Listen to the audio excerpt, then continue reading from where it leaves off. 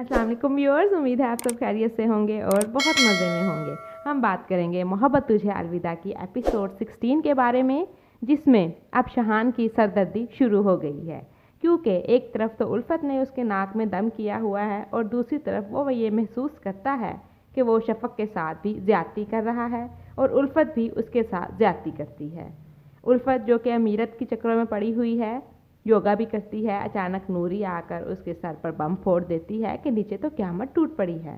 उल्फत नीचे जाकर देखती है तो वो तस्वीर जो उल्फत ने अपनी और शहान की लगाई थी वो बदली हुई होती है। अब उल्फत और शहान की तस्वीर की जगह उल्फत, शहान और शफ़क़ की तस्वीर लगी होती है। ये देखकर उल्फत आग बगोला हो जाती है और शोर मचाती है, घर में शहान को बुलाती है और बाहर जाकर कार पोर्च में वो तस्वीर ज़मीन पर पटक देती है। जैसे ही ज़मीन पर तस्वीर पटकती है, शहान को गुस्सा आ जाता है। वो रोकता है उसे कहता है इंतहा हो गई है, अब बस कर दो।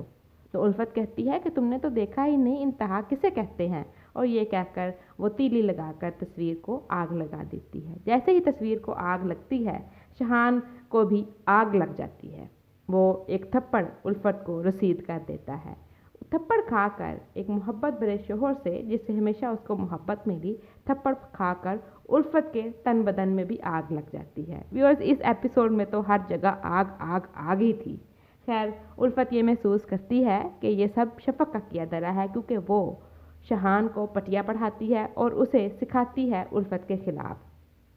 शहान बेचारा डिसहार्ट होकर अपने दोस्त के पास जाता है, उसे बताता है कि आज उसने उल्फत पर हाथ उठा दिया। तो उसका दोस्त उसे समझाता है कि जाओ अपनी बीवी को मना लो, वो इंतज़ार कर रही होगी।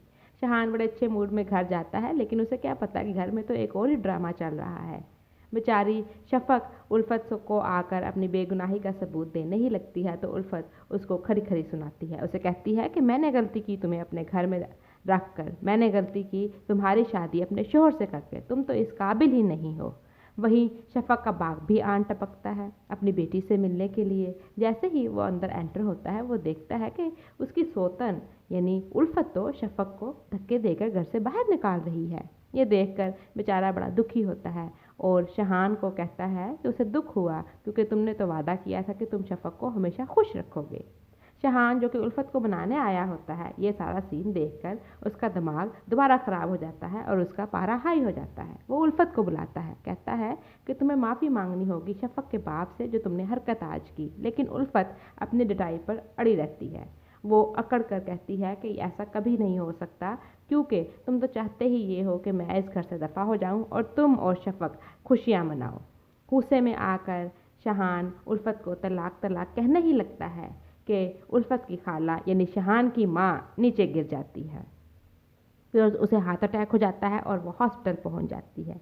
जैसे ही वो हॉस्पिटल पहुंचती है, शहान फिर से उल्फत के ऊपर अपना नज़ला गिराने लगता है। उसे कहता है कि मेरी माँ तुम्हारी वजह से इस हाल को पहुंची है। डॉक्टर ने बताया है कि उसका दिल थोड़ा रह गया है, इसलिए तुम्हारी खुशियाँ अभी मुकम्मल नहीं हो सकेंगी।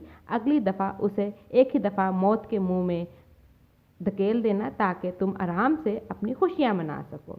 जैसे ही उल्फत को पता चलता है कि उसकी खाला मरने वाली है, बाल बाल बच्ची है, उसके कदमों में जाकर बैठ जाती है, रोने लगती है। उसकी खाला को होश आ जाती है और वो अपना ड्रामा शुरू कर देती है कि शहान और उल्फत, तुम लोग मेरी ज़िंदगी हो, तुम लोग अलग होने की बात करोगे तो मैं ज़िंदा नहीं रहूँगी, मैं मर जाऊँगी। बेचारी शफ़क़ पीछे खड़ी ये सारा सीन देख रही होती है। वो महसूस करती है कि शायद वो एक्स्ट्रा है, उसकी किसी को ज़रूरत नहीं।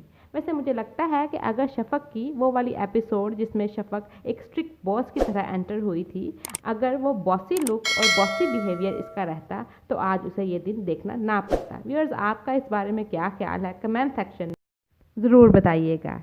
टेक केयर, अल्लाह हाफिज़।